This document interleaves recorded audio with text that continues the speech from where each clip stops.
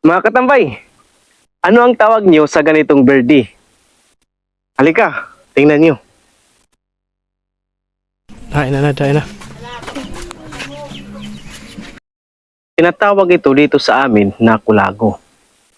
Madalang lang ito makita sa umaga dahil sa gabi lang sila lumalabas sa kanilang mga lungga. Ang kulago ay isa sa mga uri ng kuwago. Madalas itong maririnig sa mga kabundukan na humuhuni sa gabi at ang kanyang huni ay nakakatakot.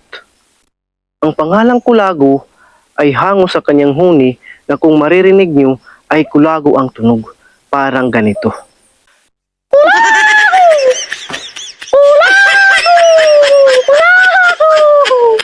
Carnivorous ang kulago dahil ang kinakain nito ay mga insekto at mga hayop kagaya ng manok at iba pa na kaya niyang hulihin.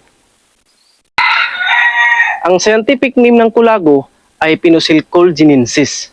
Kayo, nakita na ba ng kulago? Or nakarinig man lang ng kanyang huni? Comment below para marami ang makaalam. Alright.